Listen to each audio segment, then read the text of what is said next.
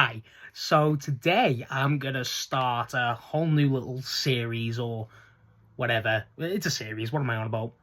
And it's gonna be me watching every single match from Bryan Danielson's entire AEW run. Now, why? If I've not made it very obvious, Bryan's my favourite of all time. He's the best of all time. Everything you can think, it's Bryan. And that AEW run is just so special to me. And just everything about it, and I just wanted to go through every single match by match, even the lesser ones on TV and Rampage and stuff, and just go through them and just talk about each match for what it's worth and just give it the respect it deserves in my eyes. The first match we're going to talk about is Bryan Danielson versus Kenny Omega, which is an insane match to start with. I'm just going to go over how this match come to be because obviously it's Bryan's debut. Now, Kenny Omega at this point was during his belt collector run, which he was the god of pro wrestling with Don Callis and the Super Click. And just, he had TNA belt, New Japan belt, AEW World belt, and I think there was one more, but I'm not mistaken. AAA. And Kenny was just unstoppable. It's one of the greatest reigns you'll ever see. And to be perfectly honest, his heel work was the most arrogant and cocky I've ever seen Kenny.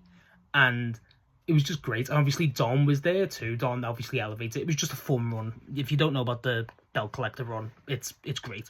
Kenny was just becoming, insufferable, right? And it was insufferable to how Kenny can be. And the All Out 2021, Kenny was bragging about his match because he just beat Christine Cage. And he just wanted to go on about saying everyone who could beat me is dead or doesn't exist. Then Adam Cole come out, and this is infamous because Cole's big, this is Adam Cole's debut, and then he joined with Kenny, and then boom, Bryan's music hit, and the place went electric. As someone like Bryan Danielson, AEW's specifically built for a guy like that, especially with a lot of ROH connections for, original stuff about AEW. Bryan come out, and then Kenny obviously scattered. Kenny looked scared. Now, the next Dynamite, they had a segment where Bryan was calling out because he just wanted to have Omega in the title match. That's what he wanted, and the fans were all there for it. This is like the dream match of all dream matches for people. It's two of the greatest of all time. And that's like an undebatable thing. These are two of the greatest professional wrestlers of all time. And yeah, they had brief periods of, matches, mainly in Ring of Honor. But modern day Kenny and modern day Bryan, it was a ridiculous dream match. And they had that segment, and Bryan wanted the match, put it on Don and Kenny. He wanted to talk to Kenny, but Don was there, and Don wanted nothing to do with it and kept declining it, but Kenny accepted.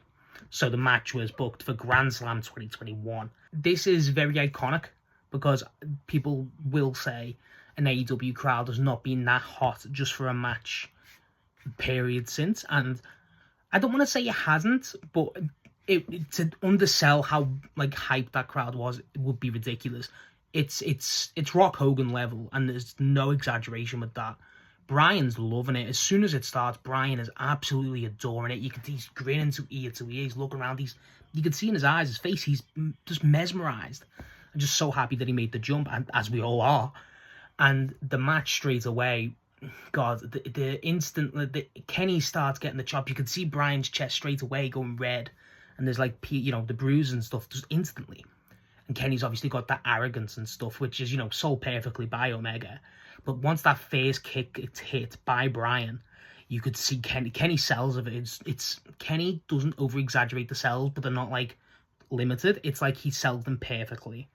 And the weight in it, you can feel the weight in every Bryan kick. It's phenomenal. The crowd believes every single kick. It's instantly apparent how just Kenny's not dealt with someone like this, someone as serious, someone as a threat. The entire match, from that instant, even the all-out debut from Bryan, everything about it, you feel like this is the best people can offer towards Kenny. At that point, definitely. Kenny's not had a challenge like this, probably this entire run. And it just reminds you that it's two colossuses, two giants, two gods, essentially, going at it, and it never, drops that vibe. And just, you feel every sort of stake at this, at cost. And with Bryan, there's like I said, the leg kicks, you can feel every single one. The first one, when Kenny sells it, it's impeccable. It's not oversold, it's perfectly sold. And the striking, yeah, Bryan, like, every time Kenny tries to get hold of him, Kenny does a lot of dives outside the ring to get Bryan, push him against the barricade. And just, when that happens, and he tries to get Bryan in the pin and stuff, Bryan's just never, like, they really do well in getting across the Bryan never say die, continuously fighting, never giving up attitude of Bryan Danielson. And he won't just lay down and quit. He's not that type of guy. They really, this match, even as a massive Bryan fan, I've watched this match before, but I like watching it this time. It really got to me that how this match is a great reintroduction of who Bryan Danielson is. And I love that. I love it. I feel like it sells people on just the fact that this ain't Daniel Bryan no more. This is Bryan Danielson. This is ROH Bryan, and he's back in the modern day. And it's perfect. I love that. One thing I love about the match is to sell that big two Colossuses going at it again. Like, just the stakes of it. Just elevating Bryan's status as much as you could. Don's even afraid. Like, Don's not on commentary in this match. He's in the corner and he's outside the ring. And he stays out the way. Like, even when Bryan's on the ropes, he'll walk away. He looks petrified of Bryan Danielson, as he should be.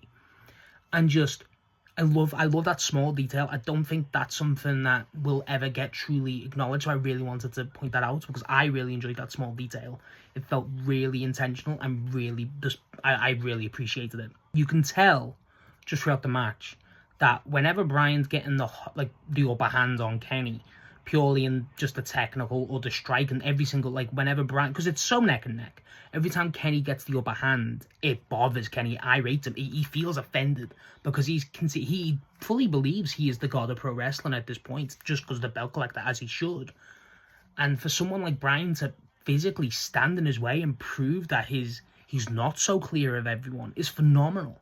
It's a phenomenal detail from Kenny. And this is one of Kenny's better matches in his entire career. And so is Bryan's, but really with Kenny for me. From the fact of, it's really a showcase of Bryan, I'll forever say that. And it's a great showcase. But it's Kenny's selling, Kenny's just attitude, everything about it. If you jumped into this and didn't really, A, know the belt collector run, or B, just didn't know Kenny, you'd get Kenny instantly. It's phenomenal how he just has that introduction of the character. It's really bears mentioning. The crowd is so key in this match too. The crowd are real, they're up for it more than most crowds I've ever seen.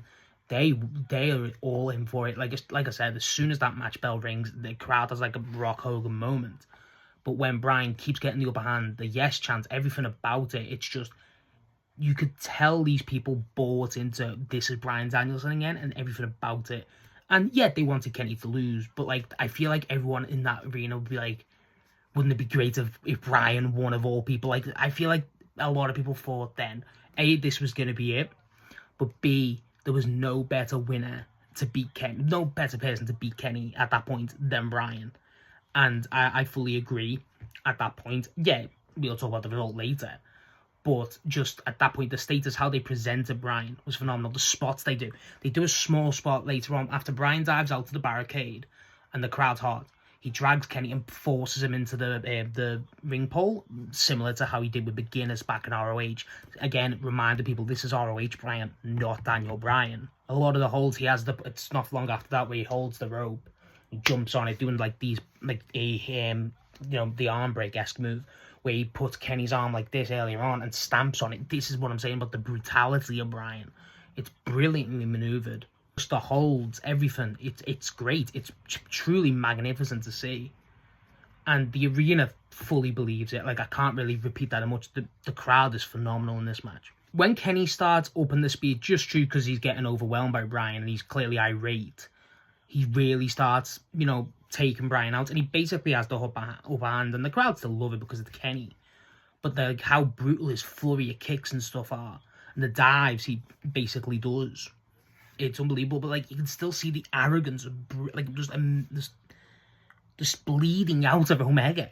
It feels like he's walking everything about it. He's not happy that he's getting the upper hand. He's offended that it's getting this long and this tight. He doesn't want it to be this. He hasn't had a fight like this. A fight, it's normally been clear cut for him. He believes that he should not be in the ring with this man. But because Bryan's Bryan, and he's truly showing that Kenny isn't this deity that's so far ahead of everyone else, especially him. It's phenomenal.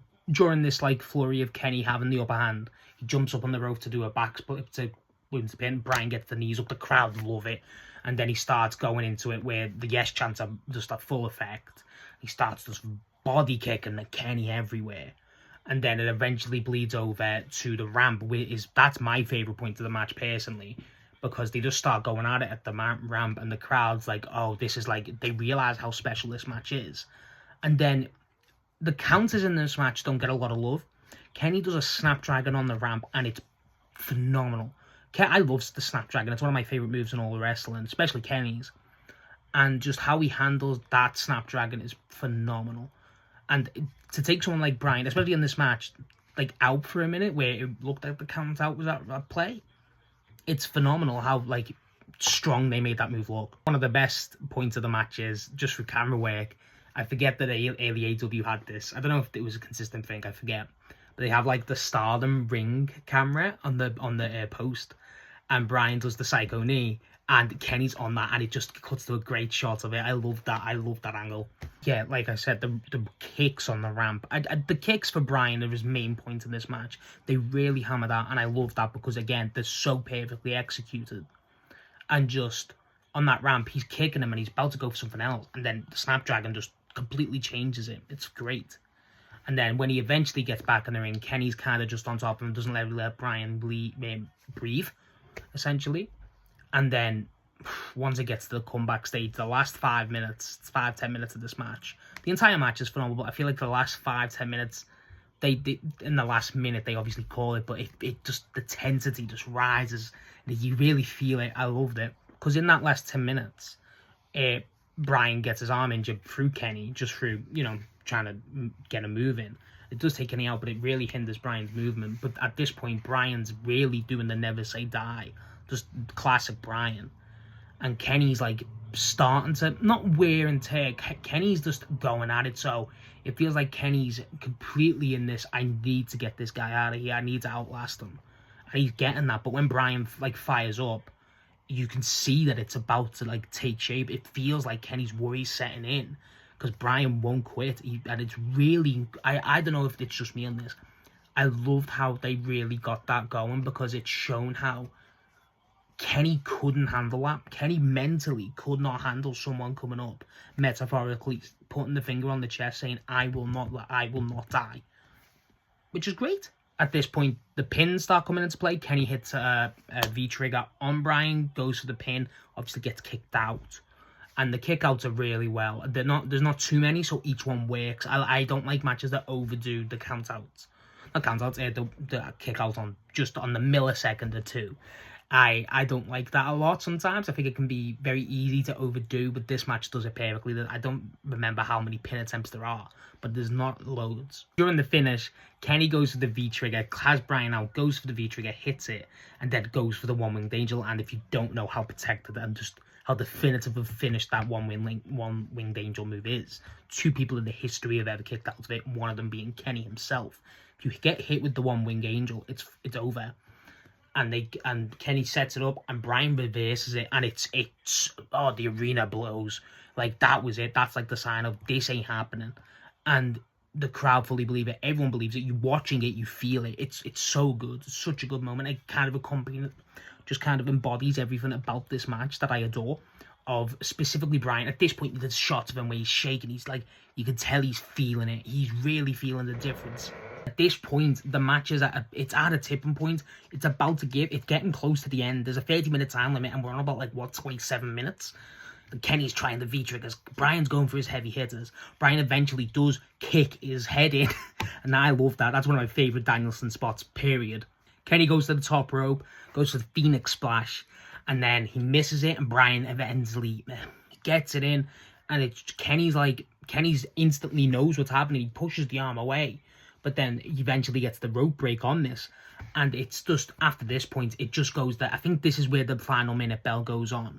So that it's just tipping point. And then it's just, they're both striking each other out. And it's just like heavy elbows, heavy kicks, V-triggers, psycho knees, everything. They're just throwing everything there. And then the bell rings when they're both striking out, but they don't stop fighting. I love that detail. I love that. I don't think that's because of, you know, these guys had a heated feud. It was like 2 weeks build, not even that. And then what I loved about that, just that detail to me, was, one, Kenny was just infuriated that he'd not beaten someone. And then Bryan just, you know, again, that's his never say die. And then after that happens, you know, the super click come out and run out, and then at that point, that's the end of the match. And then I feel like at that point for me, it solidifies how legendary this match is. It's so good. It's super good. And I really do love it. I don't feel like I've described it enough in detail. That'll probably improve. But as a match, I mean, it's the occasion gets the people. The match itself, I think it's a masterclass. I think it's a masterclass of storytelling. I think it's a masterclass of purely introducing the world, well, reintroducing the world to Bryan. I feel like it perfectly, like, you know, showcases both guys. Really, I think it showcases Kenny, especially in this era, a lot, really well. I love that. And just everything about it, I really cannot say a lot bad about this match. If anything, I think it perfectly sets out what it wants to be. I feel like it matches the hype. I think it matches the occasion. I think I really am impressed how well it showcased Bryan. Just for, you know, if you weren't already onto how big Bryan being, you know, back in this type of wrestling is a deal. It's a huge deal. And they really show, like, this is the type of Bryan we're getting, because that's kind of embodying what Bryan's going to be throughout his AEW run, which is great. This is pre-BCC. So, kind of works. It really, for me, it's a lot different from Daniel Bryan, as I expect it to be, want to be. But I feel like a lot about this match. I feel like the imagery in this match is phenomenal. Some of the facial expressions from both guys. I feel some of the body language. I feel like everything about it. I'm of the opinion, I love when a match has a lot of blood. Maybe not, like, you know, I'm not going to say that I'm not sound like a psychopath.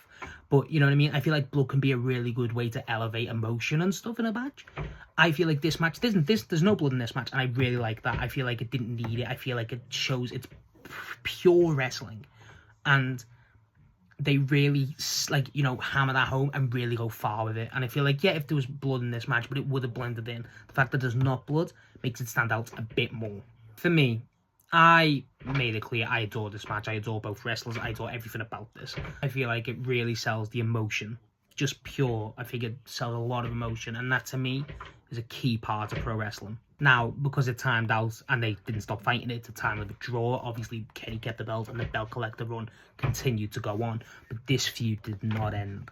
Not between Kenny and Bryan specifically, but, you know, Kenny and, well, Bryan and the Elite, and then eventually we'll get onto who Bryan teams up with. So, yes, next, this was Bryan Danielson's first match in AEW. What was your opinion on it, and what's your opinion on Bryan? Because, as you could probably tell, I could talk about this man for hours, and I will be. So, what's your opinion on this match? What's your opinion on Bryan? And, yes, next we'll be back with Bryan's second match in AEW.